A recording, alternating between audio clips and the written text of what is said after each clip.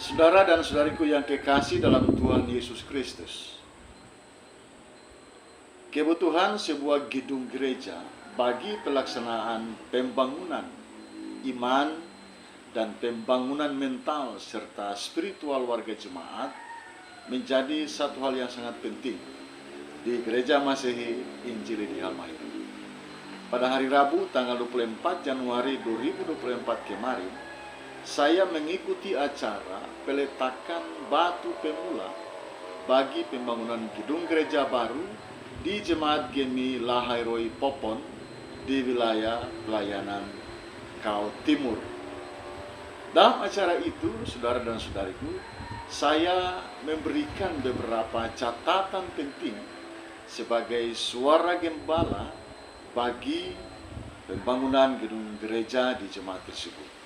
Nah, berikut ini beberapa poin penting dari suara gembala yang saya review lagi. Semoga bisa menjadi nasihat-nasihat penting bagi pembangunan gedung gereja baru di seluruh jemaat-jemaat Gereja Masehi Injili di Halmahera. Hal pertama yang saya sampaikan pada suara gembala kemarin, saya mengatakan bahwa kurang lebih 1 bulan lamanya, sejak pertengahan Desember sampai dengan pertengahan Januari tahun 2023 untuk Desember dan 24 untuk Januari, orang semua itu seolah-olah berada pada satu situasi dan kondisi hidup yang kurang normal. Nah, mengapa saya mengatakan begitu? Karena kalau biasanya yang normal, orang ini pakai baju biasa-biasa saja. Tetapi selama 1 bulan belakangan ini, orang semua dipaksakan untuk memakai baju yang baru. Yang berikut, kalau yang normal itu orang biasa minum air putih saja, dan yang paling tinggi itu teh gula. Tapi selama 1 bulan belakangan ini, orang harus minum Coca-Cola, Sprite, Fanta, bir, cap tikus, dan lain-lain. Kalau yang normal terada orang bisa baronggeng di jalan-jalan. Tapi selama tahun baru, orang itu baronggeng dari satu jemaat ke jemaat yang lain.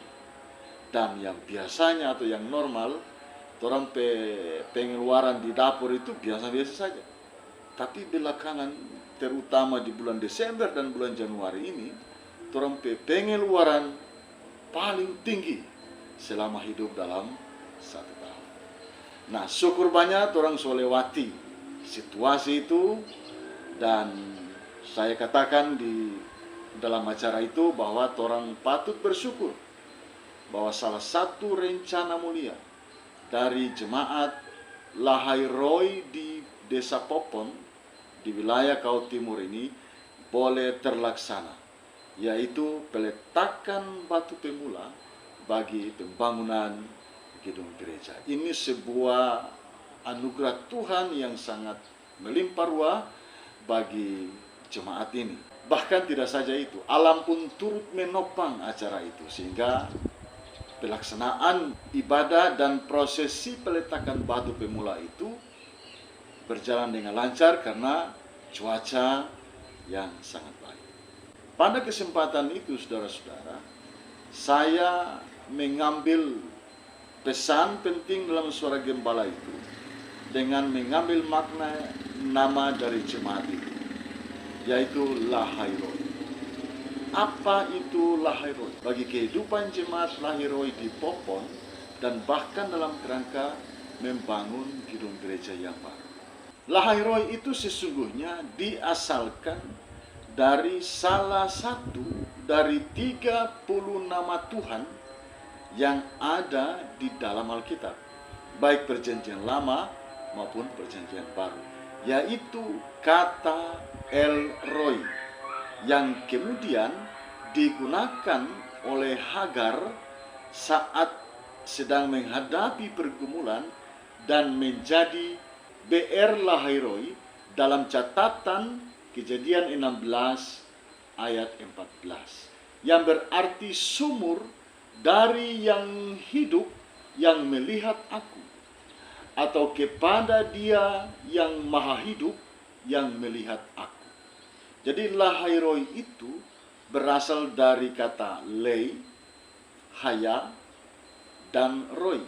Lei artinya kepada, haya berarti yang hidup, dan roi berarti yang melihat aku.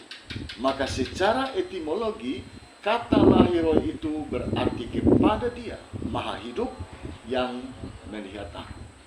Selain catatan dalam Kejadian 16 ayat 14 sebagai sebuah catatan pergumulan Hagar, saat itu Ismail belum lahir. Tuhan memanggil Hagar supaya segera pulang dan kembali ke rumah Abraham, supaya Ismail yang akan dilahirkan itu lahir di rumah Abraham, dan karena dia lahir di rumah Abraham, dia menjadi anak yang sah dari Abraham. Dan peringatan Tuhan itu didengar oleh Hagar. Hagar kembali pulang ke rumah Abraham, lalu melahirkan di rumah Abraham. Dan karena itu maka Ismail menjadi anak yang sah dari Abraham.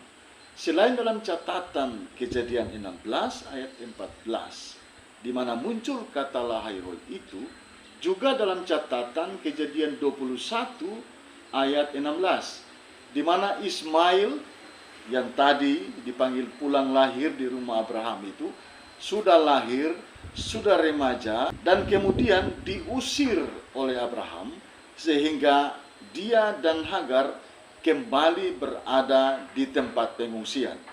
Di situ Tuhan kembali datang menolong Hagar dan Ismail dalam catatan Kejadian 21 ayat 16 yang terjadi di suatu tempat yang bernama lahairoi itu.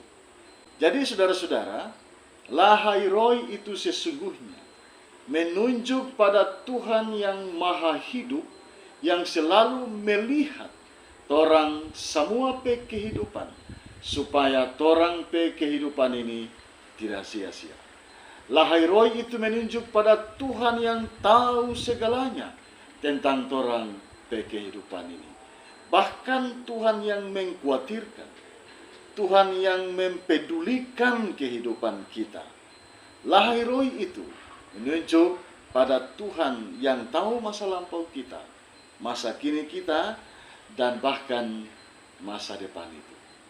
Karena itu saudara-saudara, catatan saya yang pertama adalah jangan pernah kita khawatir tentang torang pe kehidupan ini, tentang torang pe rencana-rencana, bahkan proses pembangunan gedung gereja di jemaat lahairoi. Mengapa begitu? Sebab ternyata Tuhan itu lebih mengkhawatirkan kita.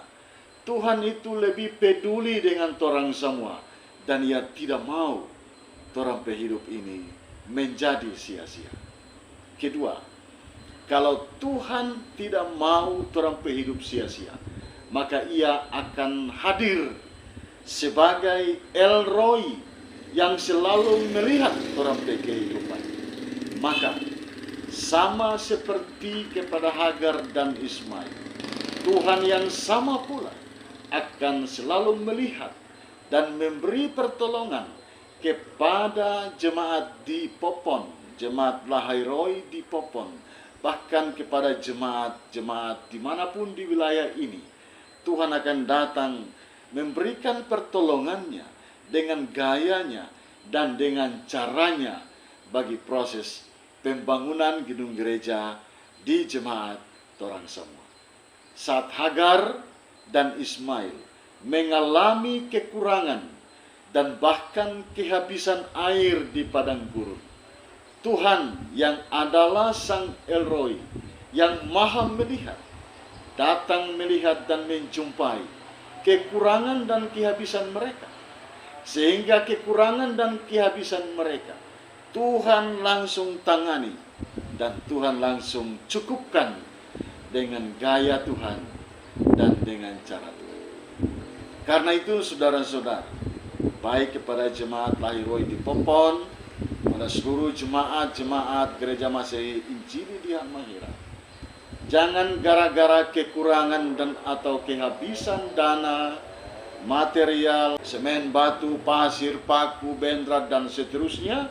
Lalu torang baku marah. Lalu torang baku pukul sampai pica-pica. Nanti jemaat menjadi hancur. Jangan gara-gara proses pembangunan gedung gereja, torang saudara mau setor 30% ke sinode.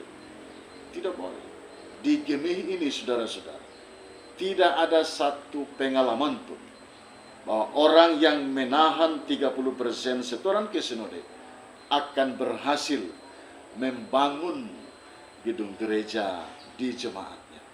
Mengapa begitu? Karena setoran 30% itu merupakan janji iman kita segemi ke dalam tanggung jawab bersama untuk pelayanan di gereja Masehi Injili di Halmahera.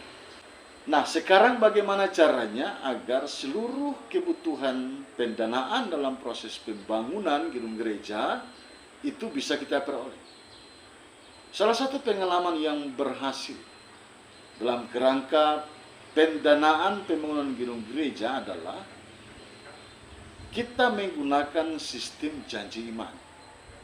Setiap warga jemaat memberikan janji imannya sesuai dengan kemampuannya dalam kerangka berpartisipasi bagi pembangunan gedung gereja. Memberikan uang berapa dalam 1 tahun, memberikan tenaga dalam bentuk apa dalam 1 tahun, memberikan waktu, antar makanan, dalam apapun sesuai dengan kemampuan masing-masing. Kita tetapkan dalam iman kita bahwa untuk 1 tahun ini saya dengan kerelaan dan sukacita memberikan partisipasi uang, bahan, material, waktu, tenaga, pikiran bagi pembangunan gedung gereja di jemaat saya adalah sebesar ini.